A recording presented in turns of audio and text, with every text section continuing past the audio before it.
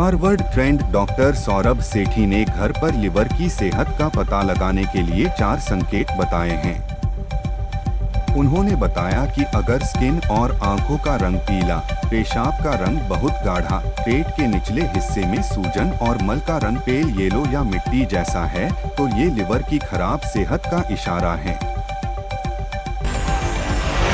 पूर्व भारतीय क्रिकेटर अजय जडेजा गुजरात की नवानगर रियासत अब जामनगर के अगले जाम साहब होंगे। राजनीति और क्रिकेट के क्षेत्र में इस राजघराने की समृद्ध विरासत है। अजय के पिता दौलत सिंह जी जडेजा जामनगर लोकसभा से 3 बार सांसद रहे हैं। जाम रावल ने 1540 में नवानगर शहर की स्थापना की थी और वह नवानगर के पहले जाम साहब थे।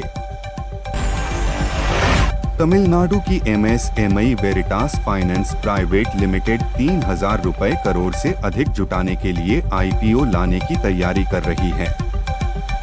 कंपनी नवंबर माह तक अपना ड्राफ्ट पेपर दाखिल कर सकती है।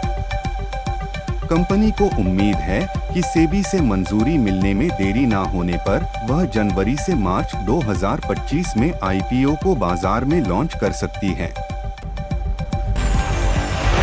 पटना, बिहार के गांधी मैदान में शनिवार को दशहरा पर इको फ्रेंडली पटाखों से 80 फीट ऊंचे रावण का दहन किया जाएगा। रामलीला के संयोजक प्रिंस कुमार राजू के अनुसार इस वर्ष कुंभकर्ण की ऊंचाई 75 फीट और मेघनाद की 70 फीट रखी गई है। वहीं गांधी मैदान में राम भक्त हनुमान जी का प्रवेश उड़ते हुए कराया जाएगा।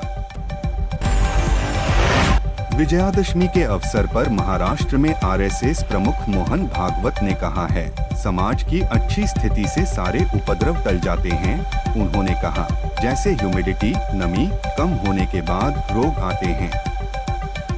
शरीर की स्वस्थ अवस्था ढलती है तो बीमारियां घेरती हैं। स्वस्थ अवस्था समाज की संगठित अवस्था है, दुर्बलों की परवाह देव भी नहीं करते। हरियाणा विधानसभा चुनाव में कांग्रेस की हार पर एआईएमआईएम प्रमुख असदुद्दीन ओवैसी ने कहा है, ईवीएम को जिम्मेदार ठहराना बहुत आसान है। आप ईवीएम की वजह से जीतते हैं और जब हारते हैं तो यह गलत है। उन्होंने कहा, मेरा मानना है कि बीजेपी को यह राज्य हारना चाहिए था। कई ऐसे कारक थे जो उनके खिलाफ जा रहे थे। बीजेपी ने दावा किया है कि इंडिया ब्लॉक लोकसभा में विपक्ष के नेता एलओपी को बदलने का विचार कर रही है।